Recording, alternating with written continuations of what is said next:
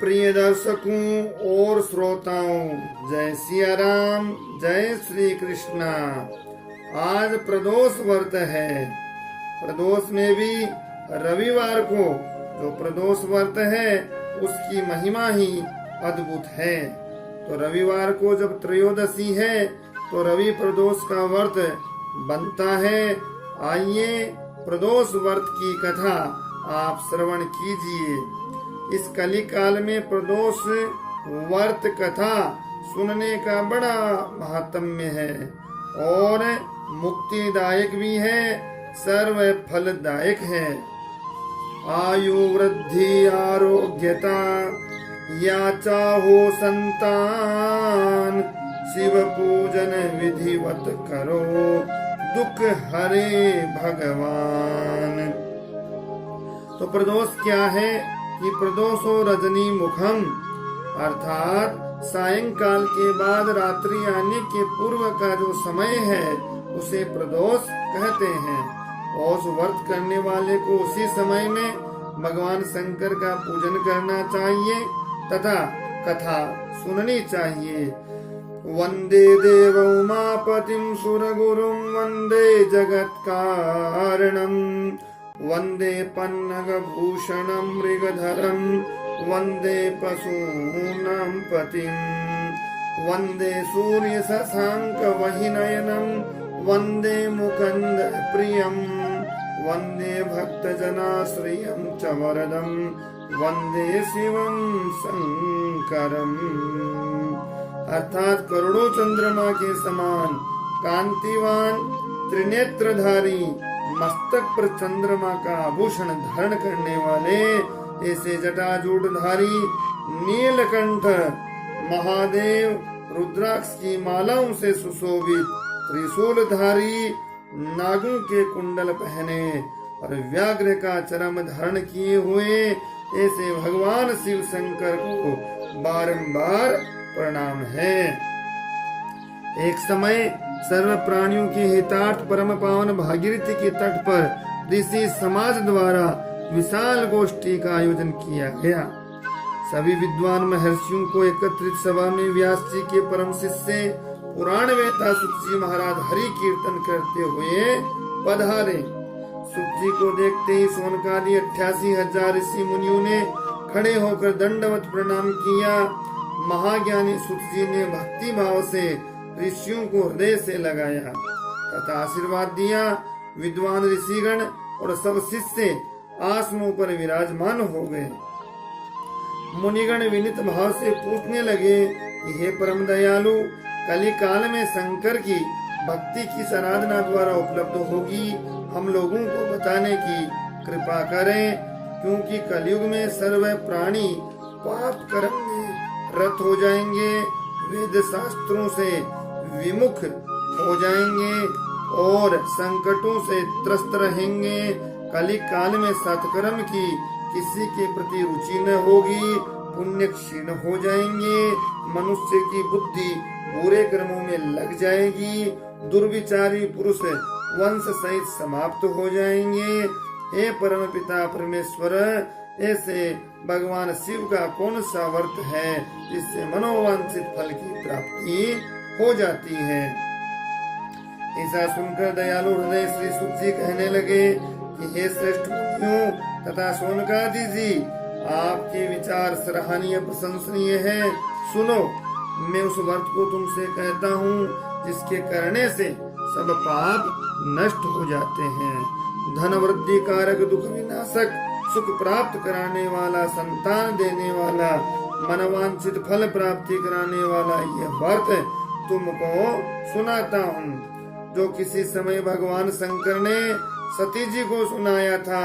उनसे प्राप्त यह परम श्रेष्ठ उपदेश मेरे पूज्य गुरु जी ने मुझे सुनाया था, जिसे आपको समय पाकर शुभ वेला में मैं सुनाता हूँ। बोलो उमापति शंकर भगवान की जय हो। सुत जी कहने लगे कि आयु वृद्धि स्वास्थ्य लाभ हेतु त्रयोदशी का व्रत करें। इसकी विधि इस प्रकार है कि प्रातः काल स्नान करके शिव जी का ध्यान करें, शंकर भगवान के मंदिर में जाकर पूजा करें, तिलक लगाएं, बेलपत्र चढ़ाएं, धूप दीप अक्षत पूजा करें, ओम नमः शिवाय का जप करें, ब्राह्मण भोजन कराकर सामर्थ्य अनुसार दक्षिणा दें। भगवान शिव शंकर के मंत्र जितने जपे जा सके उतना जपे और हवन करें। इस प्रकार से वर्णन किया। श्रावण मास में जो प्रदोष है उसका अत्यधिक महत्व है और भाद्रपद मास में भी इसका बड़ा महत्व है। जो व्रत करता है वह भूमि पर शयन करे, एक बार भोजन करे, उसके सर्व कार्य सिद्ध होते हैं।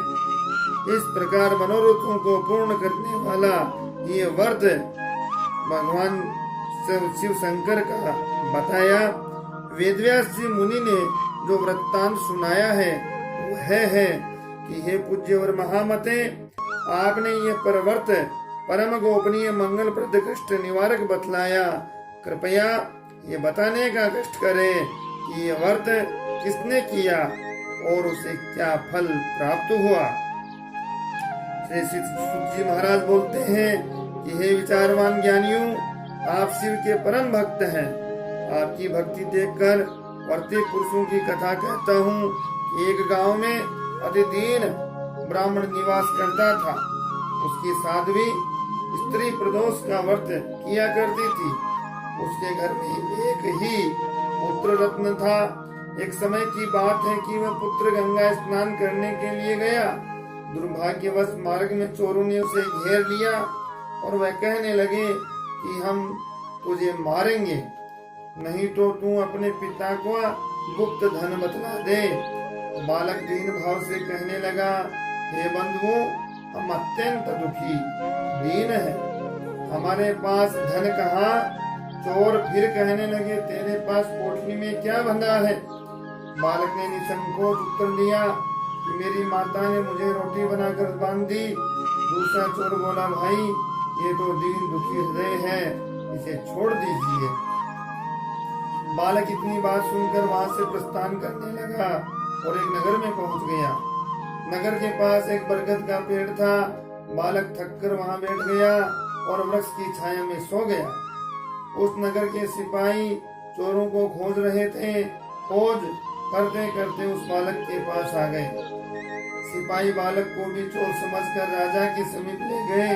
राजा ने उसे कारावास की आज्ञा दे दी।